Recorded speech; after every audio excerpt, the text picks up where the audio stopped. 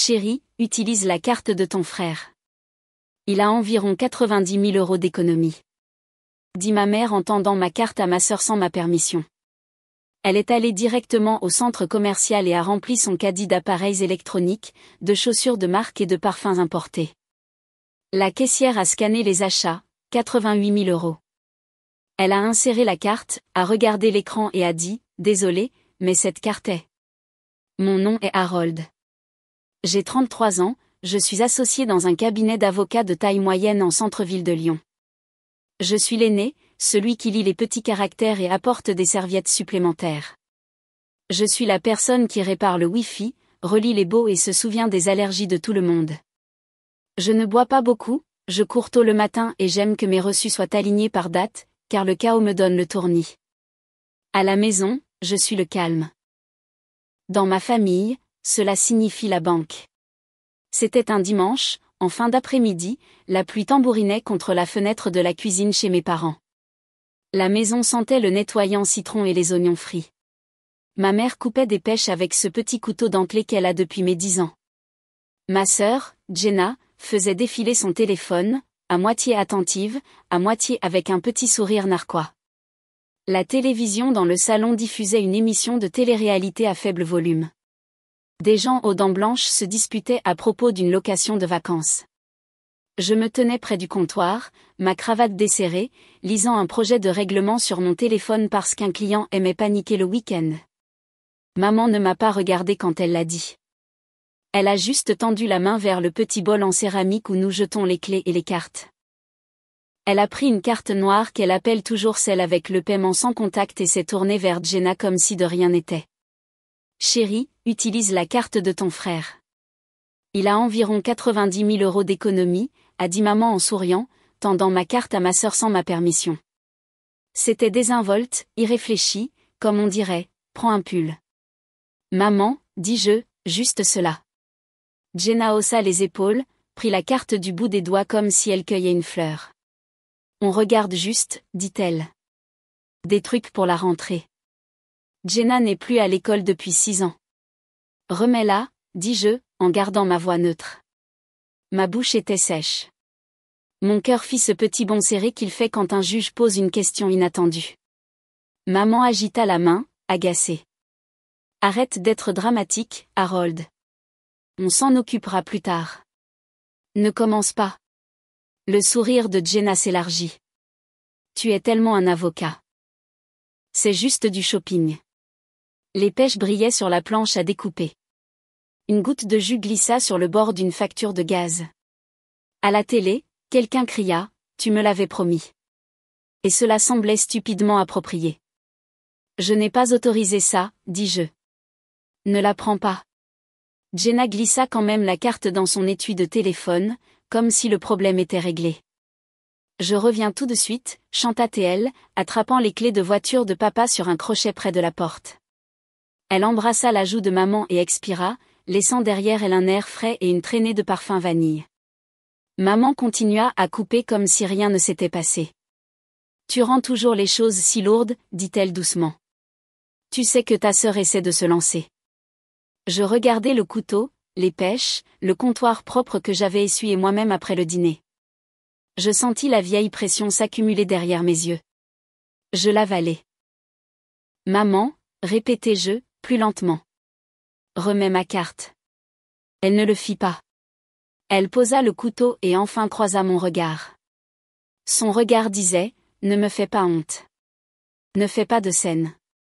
Nous sommes une famille. Ce fut le premier clic de la serrure qui tournait dans ma tête. Pas de colère. Pas encore. Juste un clic. Voici la partie qui ne s'est pas déroulée en un jour. Cela s'est passé sur une décennie de petites choses qui ne ressemblaient pas à du vol parce qu'elles étaient enveloppées de mots de famille. Quand mon père s'est fait mal au dos, j'ai payé la quote-part de l'IRM. Quand le toit a fui, j'ai mis une nouvelle carte sur la facture du couvreur parce que le crédit de maman faisait des siennes. Quand Jenna a oublié son loyer, je lui ai fait un virement juste cette fois parce que son propriétaire est un type louche et que je ne voulais pas qu'elle se retrouve piégée. Si quelqu'un manquait d'argent, je couvrais. Si quelqu'un était bloqué, je conduisais. Personne ne demandait comment j'avais l'argent. Ils supposaient que je l'avais parce que j'étais l'avocat. Voici la vérité peu glamour. Je suis associé, pas partenaire. Je rembourse des prêts étudiants exorbitants. J'ai une berline d'occasion bon marché qui sent légèrement le café. Et les 90 000 € n'étaient pas là par hasard. C'était mon fonds d'urgence plus l'apport pour un modeste appartement que je traquais sur une application immobilière à 2 heures du matin quand l'insomnie me tenait éveillé. C'était chaque panier repas préparé, chaque Uber évité, chaque mariage où je portais le même costume en faisant semblant que c'était un choix. Quand vous êtes le calme, tout le monde suppose que vous allez bien, même quand vous dites que non. La phrase préférée de maman, on t'a élevé, tu as bien réussi, tu devrais rendre. La phrase préférée de papa, une famille, c'est une seule poche. Jenna, je ne demande pas la charité. C'est un investissement. J'ai argumenté contre ces phrases dans ma tête pendant des années. J'écrivais des contre-arguments comme des plaidoiries en me brossant les dents. Mais à voix haute, je les avalais. Je choisissais mes batailles. Je voulais la paix. La paix a un prix que personne ne calcule avant plus tard. La pression s'est accentuée ce printemps. Jenna a quitté un emploi dans une boutique après 2 semaines parce que la gérante avait un ton. Puis elle a lancé une boutique en ligne qui ne vendait rien et postait des vidéos d'influenceuses sur la soft life. Maman lui a servi de garant pour une voiture afin qu'elle puisse se rendre aux entretiens. Quand les paiements étaient en retard, devinez qui a aidé pour l'instant? En juin, je leur ai dit que je cherchais enfin à acheter.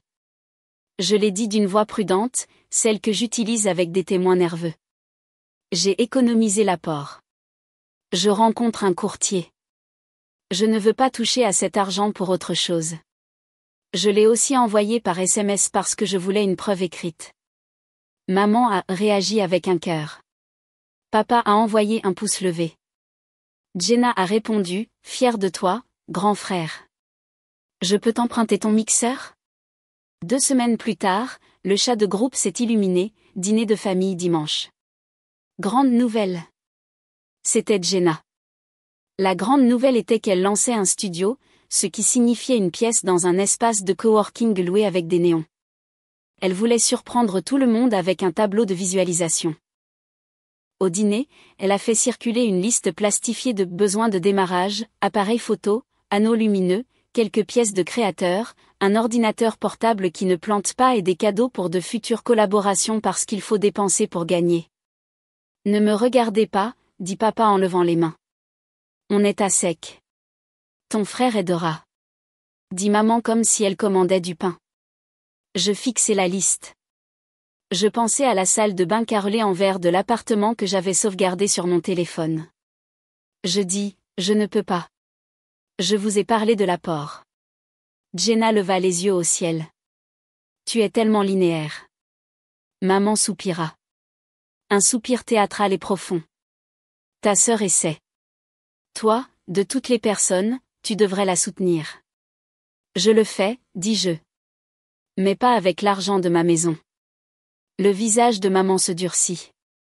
Tu as toujours été prudent, dit-elle comme si la prudence était un défaut. Parfois, il faut croire en les gens. Papa intervint. On a cru en toi depuis ta naissance. Il voulait dire, tu nous dois. Je fais la vaisselle après le dîner. Les chiffres néons sur la cuisinière brillaient, 20h32. L'éponge grinça contre une casserole. Je continuais à respirer lentement, comme j'enseigne à mes clients anxieux avant les dépositions. La semaine suivante, maman est passée à mon appartement avec de la lessive et est repartie avec mon ordinateur portable supplémentaire juste quelques jours pour que Jenna puisse monter. Je me suis dit que ce n'était pas grave. Puis elle a demandé mes mots de passe de streaming pour l'aider à se détendre. Je me suis dit que ce n'était rien. Puis elle m'a demandé de co-signer un petit prêt personnel au cas où Jenna aurait besoin de stock. J'ai refusé celui-là. J'ai réellement prononcé le mot « non ». Maman ne m'a pas parlé pendant 3 jours. Puis vint le dimanche. Les pêches. La carte. Après que Jenna soit partie avec ma carte, je suis restée dans cette cuisine et j'ai senti ma poitrine bourdonner comme une ligne électrique. Je voulais crier. Je ne l'ai pas fait. J'ai fait ce que je fais toujours. J'ai essayé de gérer la situation. Maman, ce n'est pas bien, dis-je. Tu ne peux pas prendre ma carte. Elle essuya le couteau avec une serviette en papier. Je ne l'ai pas prise. Jenna l'a empruntée. Elle n'a pas la permission. Tu es tellement légale, dit-elle comme si c'était une insulte. Tu transformes tout en contrat. Nous sommes une famille. Je voulais dire que les familles peuvent aussi voler. Je voulais dire que je ne suis pas une ligne de crédit. Au lieu de cela, je dis, appelle-la. Dis-lui de la ramener. La bouche de maman s'aplatit. Arrête de tout contrôler. La pluie s'intensifia. Papa entra en traînant les pieds, chaussés de chaussettes et de sandales. Il ouvrit le frigo, regarda à l'intérieur comme si les réponses se trouvaient à côté des cornichons. Qu'est-ce que c'est, dit-il, sentant le poids dans l'air. Rien, dit maman rapidement. Jenna fait une course. Pourquoi, demandai-je. Maman ne répondit pas. Elle jeta les noyaux de pêche à la poubelle et noua le sac. Je dois sortir ça. Elle sortit sous la pluie sans manteau. Cela ressemblait à une métaphore et aussi à ma mère qui dramatisait avec les fruits. Je restais là, mon téléphone à la main. Je tapais, ramène ma carte maintenant. Je ne l'envoyais pas. Je l'effaçais. Je tapais, ce n'est pas bien. Je l'effaçais aussi. À 18h14, Jenna envoya un SMS sur le chat familial, une photo de 3 sacs de courses posés dans une aire de restauration d'un centre commercial, un smoothie à côté d'eux. La légende, on adore un dimanche productif. Pas de marque, pas de reçu, pas de détails, juste une provocation. Maman envoya un emoji cœur. Papa envoya un emoji feu qu'il utilise de manière incorrecte pour tout. Le « clic » dans ma tête se transforma en un mot lent. Les points de rupture n'arrivent pas toujours avec des cris. Parfois, ils apparaissent sous une bande de lumière fluorescente et une caissière qui fait juste son travail. À 19h02, mon téléphone vibra avec une alerte de fraude. Puis une seconde, puis une troisième. « Est-ce vous ?» demandait-il. 3 € pour l'électro-électronique. 450 € pour les chaussures lumière. 280 € pour la maison parfum. Lieu, le centre commercial que Jenna tague toujours dans ses stories quand elle veut des échantillons gratuits. Je fis une capture d'écran parce que je savais que j'aurais besoin de preuves. Je cliquais non, pas moi. J'appelais la banque. Pendant que j'étais en attente, écoutant une femme dire que mon appel était important, j'envoyais un SMS à Jenna. Arrête. Appelle-moi maintenant. Elle ne le fit pas. Au lieu de cela, elle posta un mémorandum d'un sac brillant se balançant à son poignet. Maman m'envoya un SMS séparément, ne sois pas mesquin. Elle investit en elle-même. Investir. Le représentant du service client arriva. Calme, ennuyé, probablement dans une pièce mal éclairée. Je vérifiais tout. Je leur demandai de bloquer la carte. Elle dit que quelqu'un était actuellement à la caisse pour tenter un gros achat et pouvais-je confirmer le montant ? Je demandai, combien ? Elle dit très doucement, 88 000 €. Ma bouche s'ouvrit mais rien ne sortit pendant une seconde. L'air dans la cuisine me semblait mince. J'ai raccroché et j'ai conduit. Je ne me souviens plus des virages. Je me souviens du bruit de la pluie, de la traînée de feux arrière rouges, de la pédale de frein collante qui a besoin de WD-40. Je me suis garé de travers, j'ai couru à l'intérieur du centre commercial, sentant la cannelle et le nettoyant pour sol.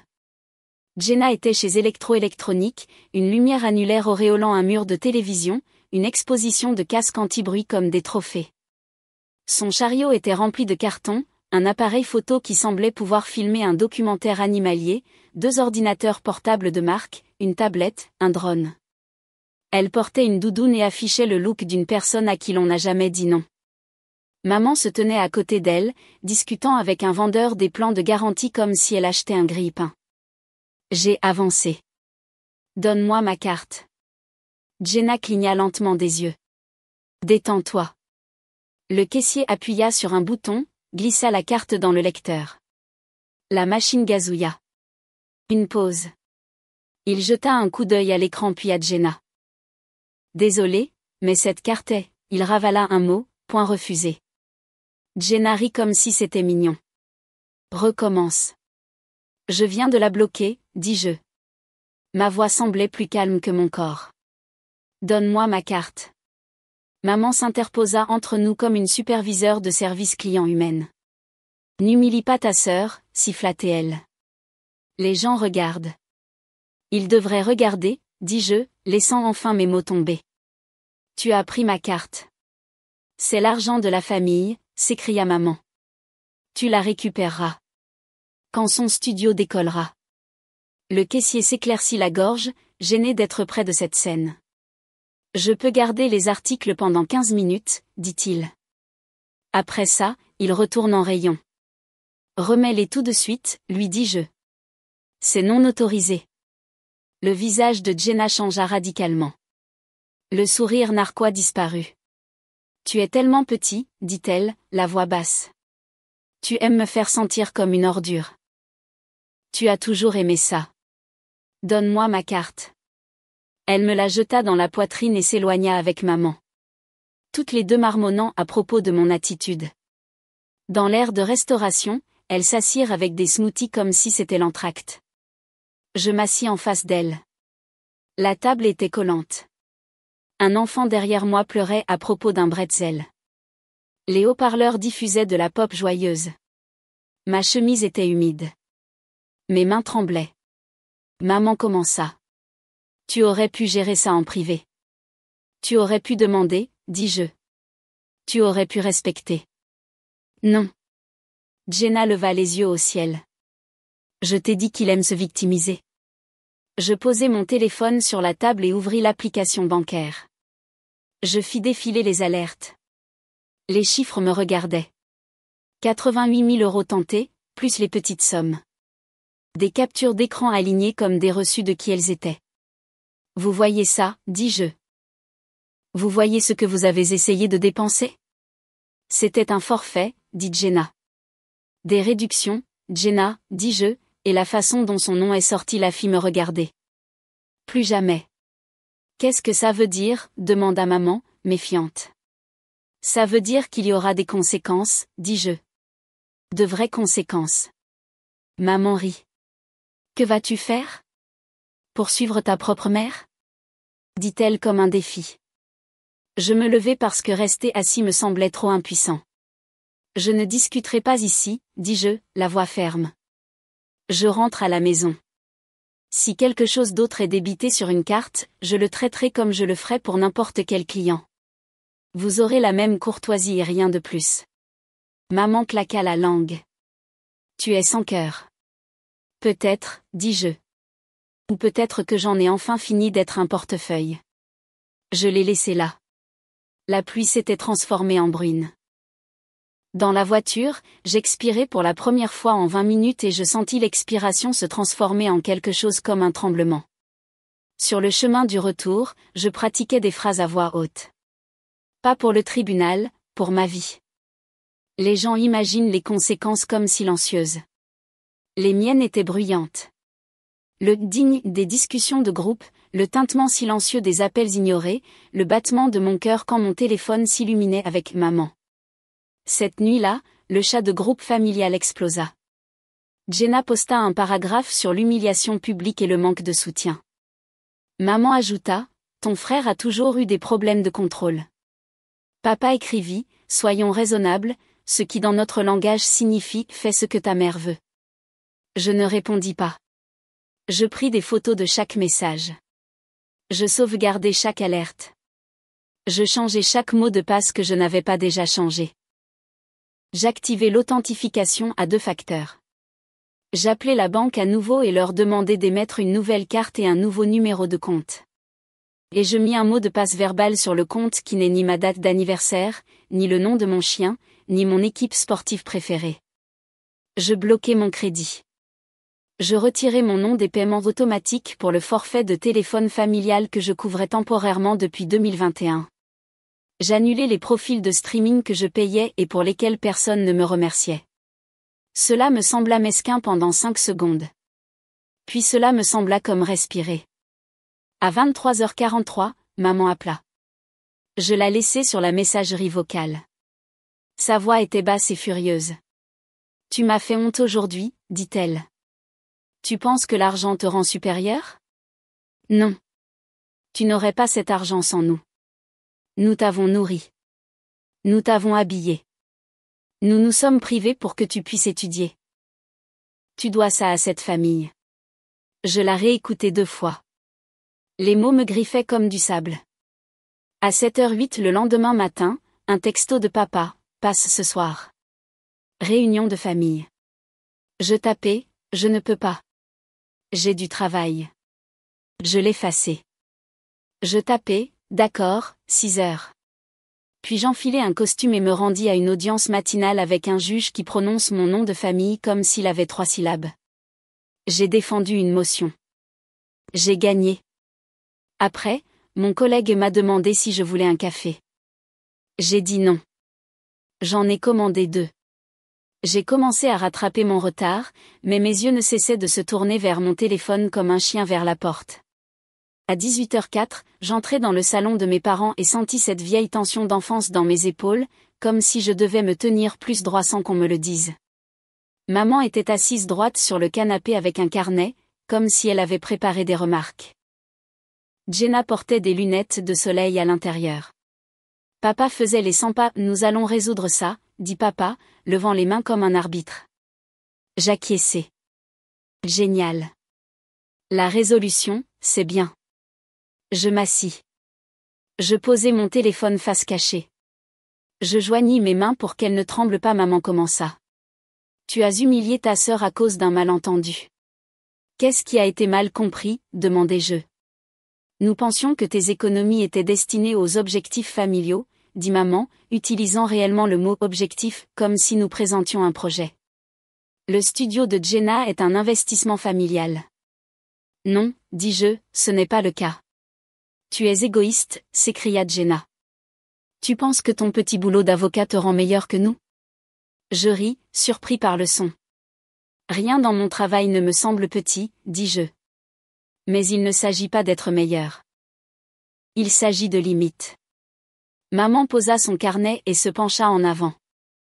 Limite, répéta-t-elle lentement comme si elle goûtait un mot qu'elle n'aimait pas. Alors, voici ce que nous proposons. Elle a réellement utilisé ce mot. Nous établissons un budget mensuel de soutien familial juste le temps que Jenna soit stable. Tu contribues. Disons 2000 €. Ce n'est rien pour toi. Et tu arrêtes de tout rendre conflictuel. Ma bouche s'ouvrit puis se referma. Je respirai. Je tendis la main dans mon sac et en sortis un mince dossier. Je le posai sur la table basse. La couverture disait, en police propre, accord de conduite financière familiale. Jenna ricana. Oh mon Dieu.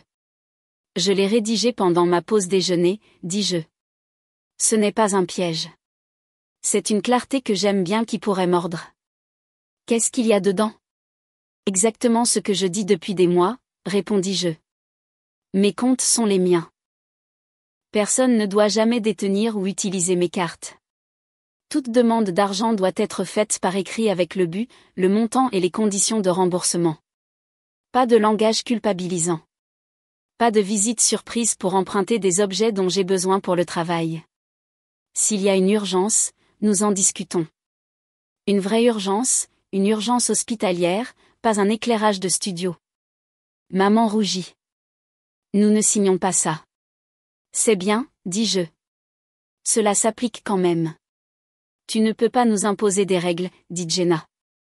Je peux me faire des règles, dis-je. Et je le fais. Maman se leva. Sors d'ici. Je me levai aussi. D'accord. Elle ne s'attendait pas à ça. Elle hésita. Tu pars?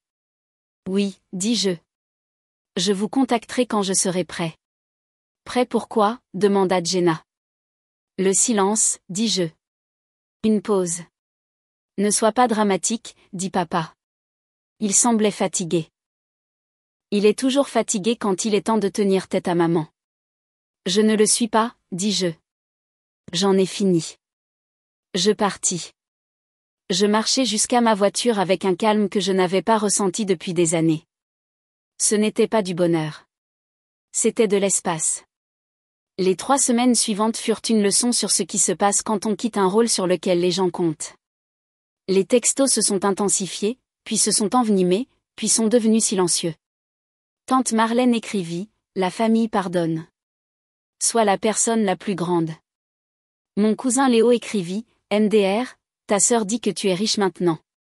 Félicitations. » Quelqu'un à qui je n'avais pas parlé depuis le lycée m'envoya un message privé, « Ta mère dit que tu as un épisode de santé mentale. » J'ai fait des captures d'écran.